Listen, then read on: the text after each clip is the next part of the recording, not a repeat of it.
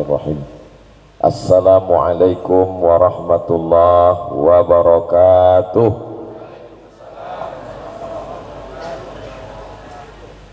Anak raja menangkap balam. Balam ditambat di tengah lapang. Dari bunyi sambutan salam, sepertinya jamaah belum makan siang. Apa kabar semuanya, sehat? Kalau Tuan pergi ke Mekah, lupa pula pantun. Kalau Tuan pergi ke Mekah, jangan lupa membawa teman.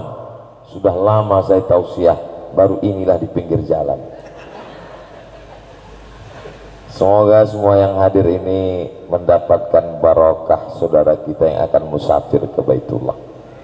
Yang sama-sama kita hormati Abi Halim, Ustadz Abdul Syukur, para habaib, para alim, para ulama yang tak dapat saya sebutkan satu persatu, hadirin hadirat, muslimin muslimat yang belum kawin dan belum sunat, semuanya insya Allah dimuliakan Allah subhanahu wa ta'ala. Dulu kalau ada orang yang akan berangkat ke tanah suci, itu semua kawan, tetangga, kerabat, jiran, sahabat berduyun-duyun untuk datang. Mengapa mereka datang?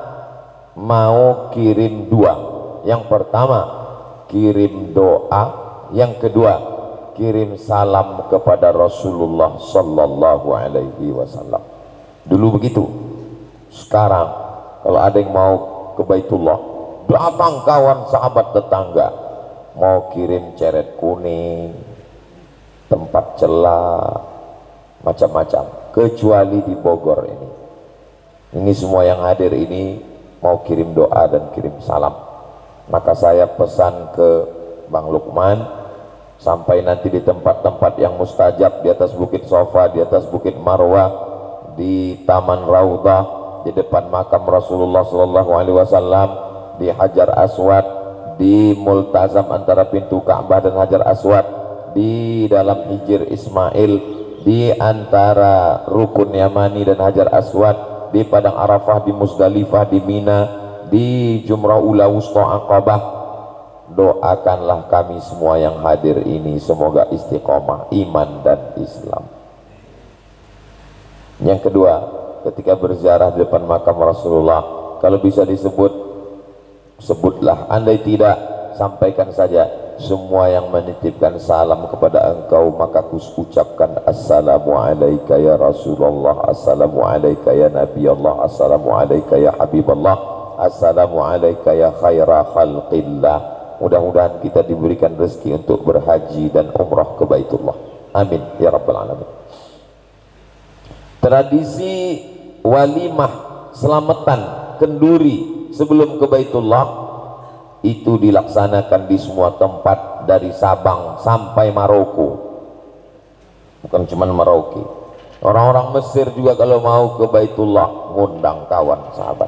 Orang Maroko juga kalau mau ke Baitullah begitu. Ustaz kok tahu? Karena saya dulu belajar di sana. Jadi bukan tradisi orang di Indonesia, karena ada beberapa ceramah saya baca, walimah melepas jamaah haji adalah bid'ah, wa kullu bid'atin dhalalah, wa kullu dhalalatin finnar. Akhirnya yang memang bakhil, pelit, nggak mau keluar duit, ini betul ini dalilnya.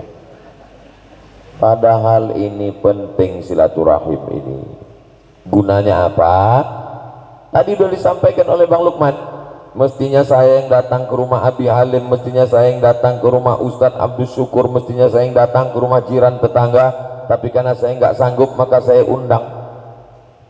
Begini udah bagus, karena waktu nggak bisa datang ke rumah satu-satu, undang semuanya.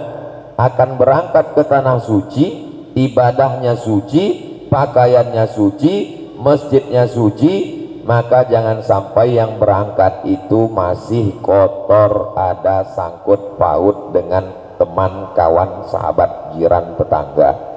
Idealnya memang begini, kumpulkan semua, lalu kemudian minta maaf, maka insya Allah semuanya memaafkan. Tadi beliau sudah, maukah Bapak Ibu hadirin semuanya memaafkan? Semuanya memaafkan, selesai. Mudah-mudahan beliau kita lepas dengan hati yang bersih insya Allah. Harta yang dibawa bersih, pakaiannya pakaian ihram suci, sudah minta maaf sama tetangga semuanya, sholat sunat taubat minta ampun kepada Allah sudah, dan ketika berangkat memang betul-betul sudah putus bismillahi tawakkaltu 'alallah la haula wala quwata illa billah. Karena banyak juga jamaah haji ini berangkat kakinya satu ke tanah suci, satu masih tinggal di rumah.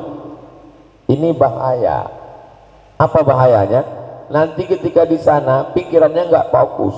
Jangan sampai ada jamaah haji umroh ini ketika tawaf nggak fokus berdoa, masih mikir nelpon tolong bayar listrik, air mati, jemuran diangkat.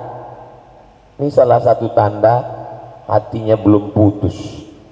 Makanya sering kita dengar, Bapak RT, Bapak RW, kami berangkat, tolong perhatikan anak-anak kami, tolong lihatkan semua kawan jamaah tetangga, sahabat, ustadz, tolong perhatikan keluarga kami, anggaplah anak kami ini anak-anak bapak sekalian, tapi istri kami bukan istri bapak sekalian. Kenapa demikian pesannya?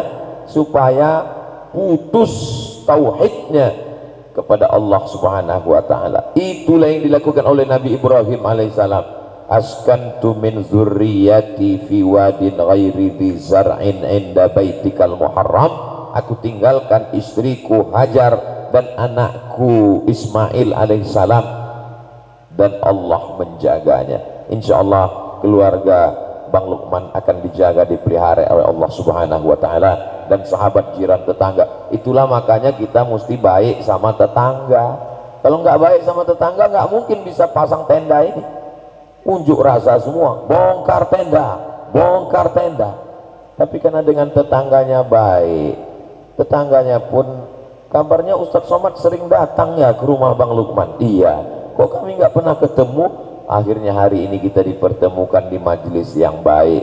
Mudah-mudahan kebaikan ini melimpah pula kepada kita semua insyaallah. Kalau hari ini kita datang melepas Bang Lukman ke tanah suci, tahun depan kita pula yang akan dilepas tetangga semuanya insyaallah. Bisa dilepas ke tanah suci, bisa ke liang lahat. Ustadz Somad jangan ngomong gitu Pak Ustadz.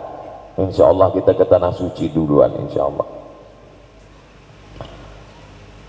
Lalu kemudian setelah kita lepas, maka Bang Lukman pun akan berangkat mulai musafir. Maka pentingnya ilmu sholat jamak qasar, jamak takdim.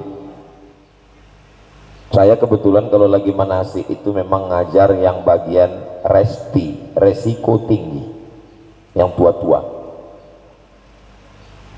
Bibi saya, ibu saya, makcik saya, keluarga saya, jamaah yang tua-tua selalu saya sampaikan, Ustaz nanti gimana sholatnya di pesawat, gimana sholatnya di asrama haji, gimana sholatnya di pondokan, gimana sholatnya di airport.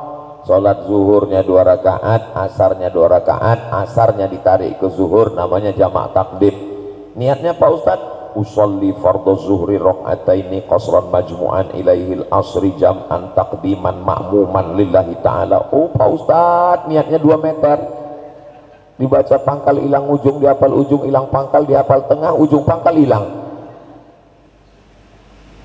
Saya sholat zuhur 2 rakaat jamak qasar, jamak takdim, asarnya ditarik ke zuhur, jadi makmum lillahi ta'ala. Niatnya dalam takbiratul ihram, aku gak hafal semuanya ya Allah, tapi niatnya itulah yang ada di dalam. Allahu Akbar, maka insya Allah sah. La yukallifullahu nafsan illa wus'aha. Lalu kemudian sholat asarnya nanti tidak lagi karena sudah ditarik ke zuhur, ini musafirnya panjang. Begitulah Islam ini. Yuridullahu bikumul yusra wa la yuridu bikumul usra. Allah ingin mempermudah kamu, tidak ingin menyulit-nyulit, menyusahkan kamu. Lalu kemudian selama di perjalanan itu banyak-banyak bertasbih, karena pikiran mulai bercabang-cabang. Gimana anak, gimana istri, gimana menantu, gimana kawan, gimana sahabat, gimana kerja. Hilangkan bisikan-bisikan setan alladzi yuwaswisu fi sudurin nas. Astaghfirullahaladzim, astaghfirullahaladzim, subhanallah walhamdulillah wa la ilaha illallah wallahu akbar. datang lagi setan berbisik. Begitu dia sudah mulai datang, subhanallah walhamdulillah wala ilaha illallah wallahu akbar. Datang lagi dia datang berbisik, Allahu la ilaha illa huwal hayyul qayyum. Cuman yang jadi masalah, kalau yang datang berbisik ini setan, itu masih bisa kita baca ayat kursi. Yang jadi masalah yang berbisik ini teman dekat pesawat satu kursi. Gimana anak kamu? Gimana? Ini yang payah. Kita bacakan ayat kursi, dia lebih hafal. Jadi menangani orang yang gini gimana Pak Ustadz? Pukulkan kursinya sekalian. Oh, nggak boleh. Kita saling menguatkan. Ya udahlah Pak, ini keluarga udah kita serahkan sama Allah. Insya Allah Allah menjaganya, kita pun juga akan dijaga Allah. Inilah maknanya Bismillahi majreha wa mursaha inna rabbi laghafurur rahim. Subhanalladzi sakhara lana hadza wa inna ila rabbina lamunqalibun. Allahumma antas sahibu fis safar wal khalifatu fil ahl. Ya Allah, aku bersamamu, engkau bersama aku, dan engkau juga yang menjaga keluarga aku. Itu mendatangkan ketenangan ke hati kita. Ala bidzikrillahi tatmainnul qulub. Naik pesawat 9 jam, percaya sama pilotnya, kenapa nggak percaya sama Allah yang menjaga keluarga? Belum pernah saya ketemu jamaah haji naik pesawat tiba-tiba ngetuk pintu mau nanya pilot, Pak pilot tolong lihat SIM-nya, SIM asli apa SIM tembak? Yakin nggak? Orang semuanya percaya sama pilot. Kenapa lebih beriman kepada pilot daripada kepada Allah? Berarti rukun imannya nambah 7. Antuk minabillah wa malaikatihi wa kutubihi wa rusulihi wal yawmil akhir wa bil qadari khairihi wa syarrihi wa bil pilot. Kenapa rukun iman kita jadi bertambah?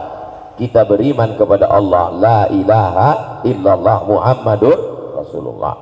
Sampai mendarat pesawat di Madinah, kotanya Rasulullah SAW. Lelah, letih, lesu, letoy, loyo, lunglai. Perjalanan panjang, maka kuatkan hati dengan banyak berselawat, karena kita sudah berada di kotanya, di negerinya, di kampungnya. Sayyidina wa maulana wa syafi'ina wa zuhrina wa qurrati a'yunina Muhammad sallallahu alaihi wasallam. Allahumma salli. Nunggu cap paspor, semua negara datang, dari mulai Mesir, Yordania, Tunisia, Aljazair, Maroko, Amerika, Afrika Selatan, Kongo, Burkina Faso, ramai sekali. Dari mulai orang yang paling putih dari Rusia sampai yang sangat hitam. Maka saya kalau udah dekat dengan jamaah Afrika itu, putih juga saya rupanya. Banyak bersolawat. Allahumma sholli ala sayyidina Muhammad wa ala ali sayyidina Muhammad. Allahumma sholli ala sayyidina Muhammad wa ala ali sayyidina Muhammad. Jangan banyak lihat komen-komen, pusing kepala, handphone tutup. Setelah cap paspor, naik bis, Allahumma sholli ala sayyidina Muhammad wa ala ali sayyidina Muhammad, langsung ke pondokan. Sampai di sana nunggu pembagian kunci. Ini kalau diperturutkan bisikan setan, marah, belum mandi, rasa badan letih, makan belum, bawaannya emosi. Allahumma sholli ala sayyidina Muhammad. Datang orang marah, ngamuk-ngamuk, gimana nih? Allahumma sholli ala sayyidina Muhammad wa ala ali sayyidina Muhammad. Ingatkan dia, kita ini sedang berada di kota Rasulullah SAW. Kamu pikir kamu aja yang bisa marah? Saya pun lebih bisa marah. Kamu kenapa nggak marah? Malu kepada Rasulullah Sallallahu Alaihi Wasallam. Datang kita ke rumah Bang Lukman, tiba-tiba marah-marah. Siapa kita datang ke rumah orang marah-marah? Maka kita ini bukan apa-apa dan bukan siapa-siapa. Kita adalah tamunya Allah Subhanahu wa Ta'ala. Duyufur Rahman. Selama di Madinah, usahakan sholat 40 waktu, nggak tinggal. Itulah mengapa 4 hari di Madinah, 1 hari 5 kali, 5 kali 8 sama dengan 5, 10, 15, 20, 25, 30, 35, 40. Siapa yang sholat 40 kali sholat tidak tinggal, maka diselamatkan dari nifak, munafik, dan kufur kafir. Tapi katanya 40 hari Pak Ustadz, ada yang 40 hari hadisnya sahih, yang 40 kali sholat hadisnya dhaif. Oh kalau gitu hadis dhaif saya nggak mau amalkan. Ajma'al ulama'u ala jawazil amali bil hadisid dhaif. Kata Imam Nawawi, imam besar dalam mazhab Syafi'i, ijma' ulama boleh mengamalkan hadis dhaif. Jadi nanti hadis sholat arba'in itu tetap kita amalkan. Ustadz dulu waktu haji mengamalkannya, ya kami tetap sholat. Pas yang ke-40-nya sholat asar, mau diajak berangkat.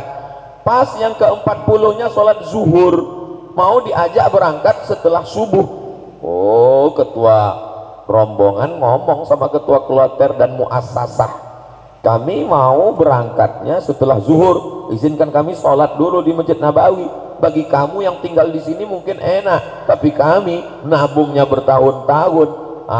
Saya nggak tahu Bogor Jawa Barat gimana, tapi kalau kami di Riau store 2023 berangkatnya 2053. Saya yang umur 25 tahun ini, kalau store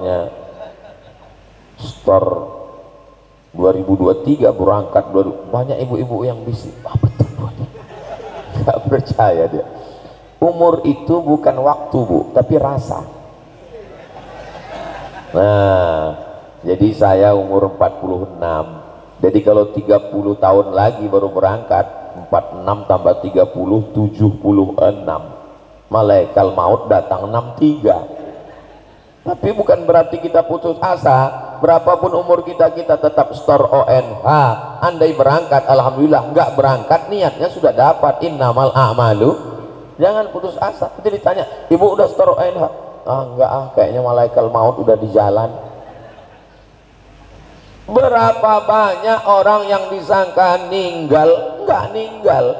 Yang disangka sehat malah enggak ninggal juga.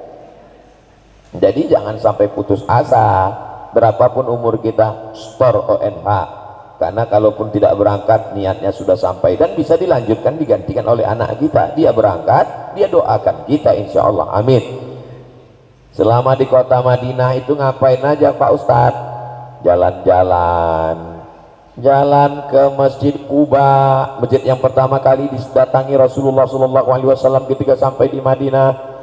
Tala'al badru alaina min saniyatil wada' wajaba syukru alaina mada'a lillahi da'.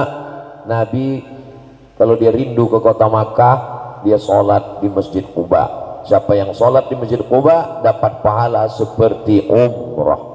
Makanya nanti ketika di Masjid Quba sholat sunat 2 rakaat. Ini banyak jamaah sampai di Masjid Quba, habis waktu naik bis, aduh saya nggak sempat sholat tadi Pak Ustadz. Kan kita lama di sana.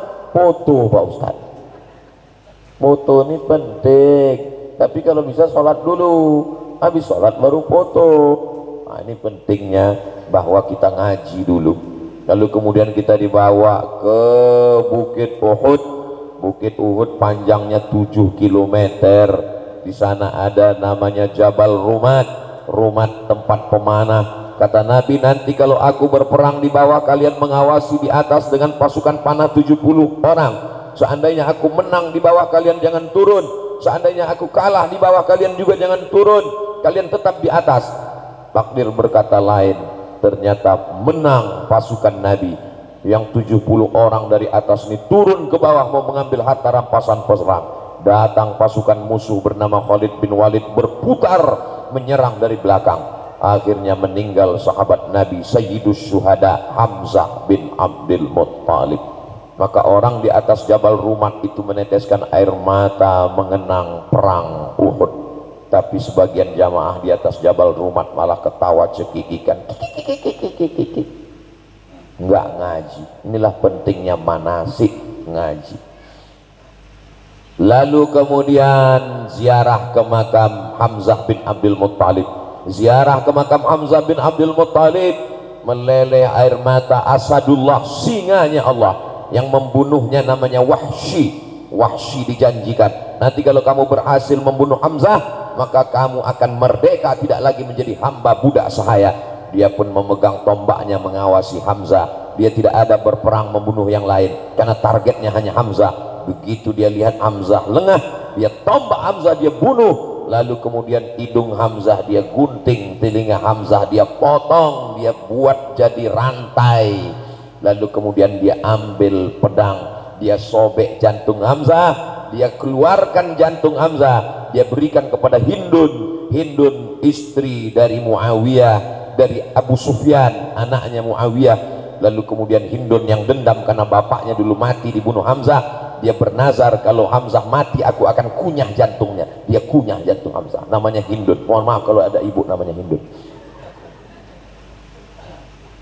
Lalu kemudian dia ambil tombak, dia tusukkan ke tulang belakang Hamzah, tembus bainal fakhidaini sampai ke kedua pahanya ke bawah. Nabi ketika melihat jenazah Hamzah bin Abdul Muttalib tersedak sampai ke tenggorokan, Nabi tak berkata apa-apa, menangis. Dikuburkan Hamzah dengan bajunya, tidak diganti kain kafan, karena mereka orang mati syahid nanti akan bangkit bersaksi di padang mahsyar dengan darah-darahnya bahwa mereka mati syahid. Dia adalah pemimpinnya semua syuhada yang menang melawan Belanda, melawan Jepang, dibunuh PKI dulu.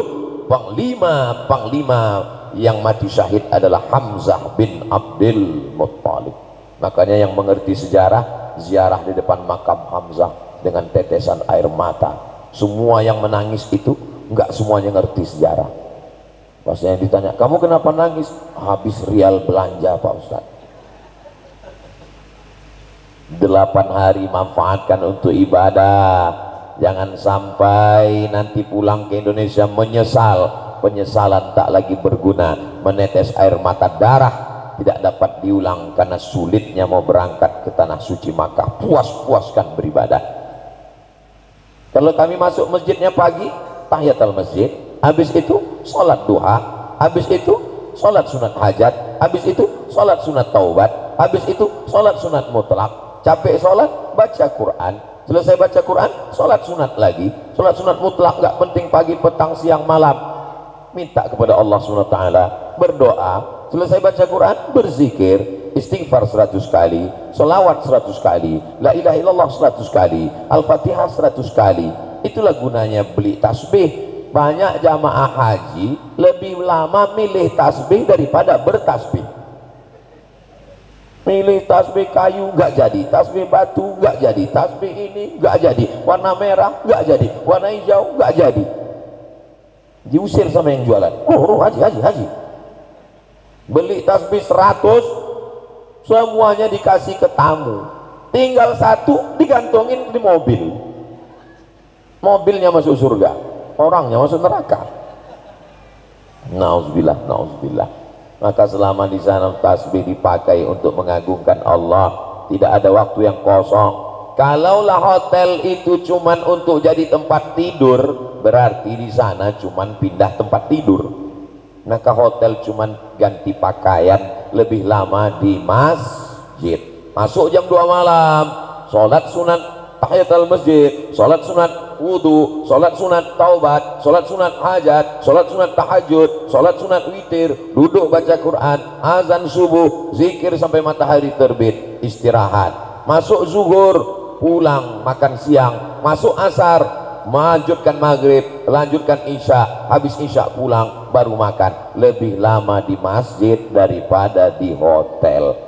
Makanya nggak bisa kita ngelihat orang mabrur nggak mabrur ini dari bentuk fisik wajahnya. Orang yang mabrur itu wajahnya putih bercahaya. Begitu pulang haji ada yang putih, rupanya nggak pernah ke masjid, tidur di hotel terus.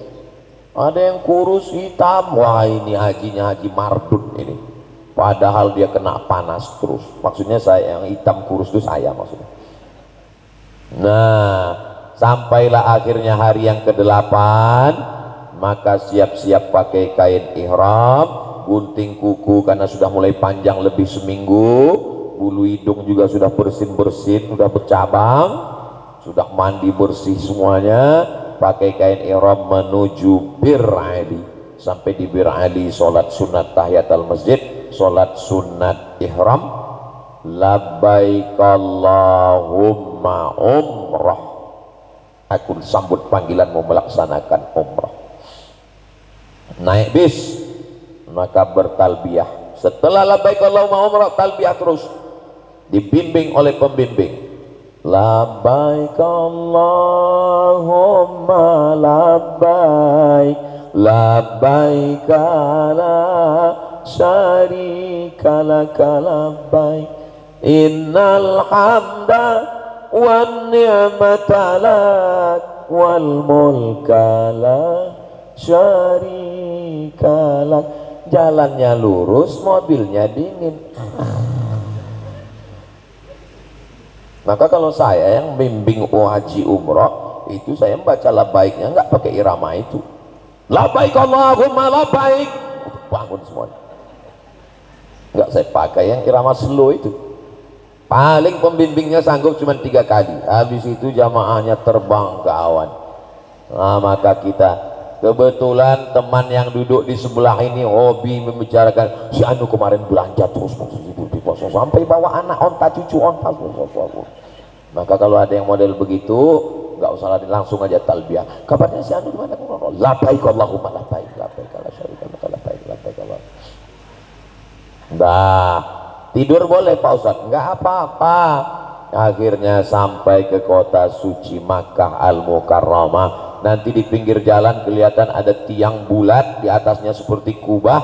Masuk ke kota, baca doa, Allahumma hadza haramuka wa amnuka wa harim lahmi wa dami. Ini adalah tanah sucimu, tanah haram yang mulia, maka haramkanlah dagingku, darahku, tulangku masuk ke dalam neraka. Lalu kemudian lagi-lagi nunggu ngambil kunci, nunggu ngambil makan. Maka selama lelah perjalanan 8 jam 9 jam, syukur-syukur supirnya tahu jalan. Nggak tahu jalan, tawaf dulu. Belum tawaf di dalam, tawaf dulu nyari hotel. Mau ngamuk nggak boleh. Kenapa? Karena fala rafasa wala fusuqa wala jidala fil hajj. Apa yang dilakukan? Labbaik Allahumma labbaik. Mohon maaf ya Pak, kita lagi ngambil kunci ngurus kamar. Labbaik Allahumma labbaik. Mohon maaf Pak, nasi kotaknya bentar lagi datang. Labbaik Allahumma labbaik, labbaik la syarika laka labbaik. Jangan marah-marah. Saya mau spring bed yang tebal, saya mau kamar yang bagus. Jutaan manusia mau datang ke sana nggak bisa. Kita sudah bisa, ini nikmat yang paling besar. Alhamdulillahirabbil alamin. Lalu kemudian setelah itu dibawa turun tawaf, masuk dari babus salam. Allahumma antas salam wa minkas salam wa ilaika ya'udus salam fa'ina rabbana bis salam wa adkhilnal jannata daras salam tabarakta ya dzal jalali wal ikram. Masuk, Allah maftah li abwaaba rahmatik. Melihat Ka'bah, Allahumma zid hadzal baita. Enggak usah khawatir yang enggak hafal karena ada pembimbing. Allahumma zid hadzal baita tashrifan wa ta'ziman wa takriman wa mahabbatan wa birra. Dan bacaan tawaf lihat Ka'bah semuanya ini sunnat. Beda sama sholat. Kalau sholat ada bacaan wajib, siapa yang nggak baca Fatihah batal sholatnya. Kalau haji nggak ada bacaan wajib, rukunnya cuma 6: berniat, tawaf, sa'i, wukuf di padang Arafah, tartib, kok lupa ya, niat, tawaf, sa'i, wukuf di padang Arafah, tahallul, tartib. Nggak ada bacaan. Jadi kalau ada Bapak Ibu, saya Pak Ustadz takut sekali mau pergi haji ini, belum hafal putaran 1, putaran 2, putaran 3, setiap baca itu kepala saya berputar-putar. Nggak usah pusing. Andai ada di antara Bapak nggak baca, mulutnya dikasih selasiban, selama tawaf sah. Haji apa namanya? Haji selasiban, karena nggak ada baca doa apa-apa. Tapi kalau cerita sah, hajinya sah. Jadi jangan sampai takut nggak daftar hanya karena nggak hafal doa putaran. Saya Pak Ustadz nggak bisa dengar itu pembimbing rame sekali, orang Turki datang, bahasa Turki datang, India aja Ustadz. Gimana Pak Ustadz? Tasbih aja, subhanallah walhamdulillah wa la ilaha illallah wallahu akbar, subhanallah walhamdulillah wa la ilaha illallah wallahu akbar, sampai rukun yamani. Doanya berubah, Rabbana atina fid dunya hasanah wa fil akhirati hasanah wa qina azabannar. Ada satu jamaah doanya lain, Rabbana atina fid dunya hasanah wa fil akhirati Khadijah. Selesai tawaf, pembimbing nanya, kenapa doa bapak lain? Rupanya nama istri pertamanya Hasanah, yang kedua Khadijah. Kalau Hasanah disebut 2 kali, Khadijah marah. Itulah pentingnya ngerti bacaan doa supaya jangan salah paham. Ini serius nih Pak Ustadz, serius. Emang saya pernah bercanda?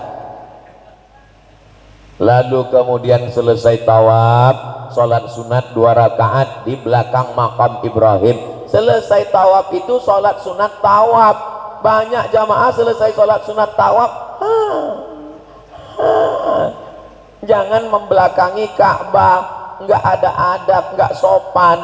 Kalaupun mau foto juga, Ka'bahnya di samping, jangan di belakang. Begitu adab-adab. Jangan selonjoran di masjid, kakinya begini ke arah Ka'bah. Mana adab kita? Tidur kita pun di Indonesia, kepala kita ke utara atau ke selatan menghadap ke Ka'bah, atau kaki kita ke arah timur, kepala kita ke arah barat.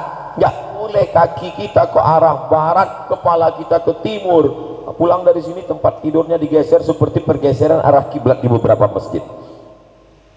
Lalu kemudian selesai itu minum air zam-zam. Allahumma inni as'aluka ilman nafi'an wa rizqan wasi'an wa shifaan min kulli da'in wa saqamin bi rahmatika ya arhamar rahimin.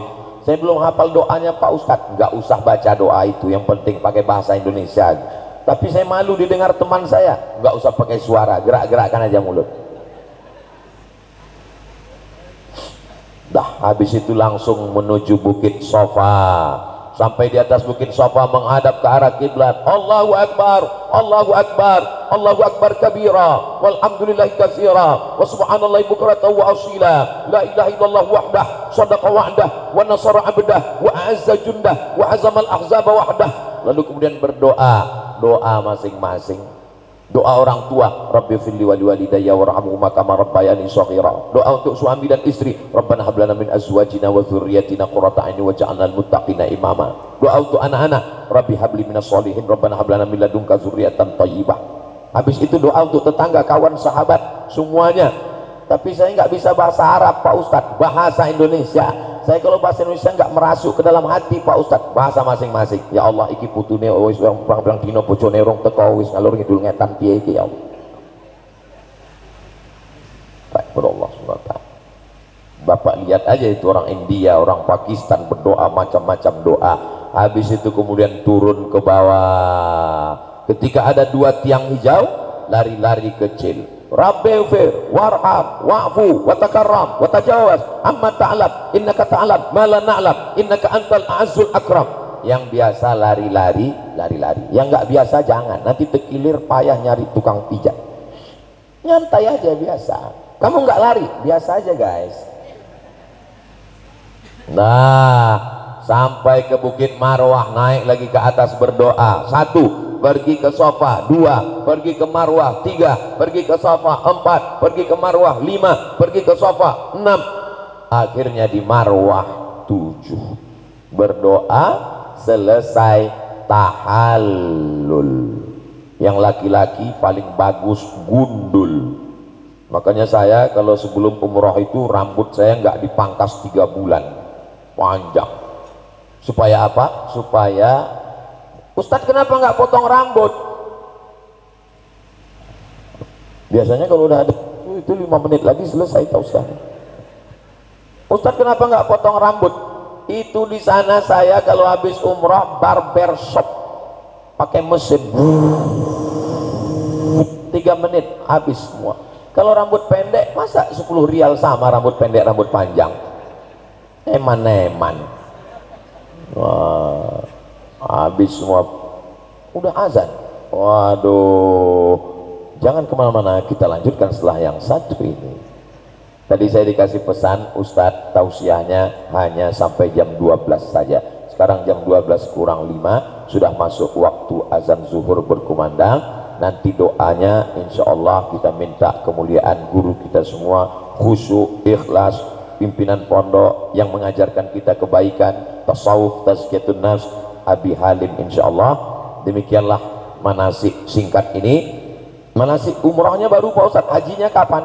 Insya Allah kita lanjutkan dalam waktu yang sesingkat-singkatnya. Terima kasih atas segala perhatian, mohon maaf segala kekhilafan. Selamat menunaikan ibadah haji untuk Bang Lukman beserta keluarga. Semoga hajinya haji yang mabrur insya Allah, dan kembali dari tanah suci menjadi orang yang keluar dari rahim ibunya bersih tanpa dosa insya Allah. Kami ikut bahagia semuanya. Betul Bapak Ibu?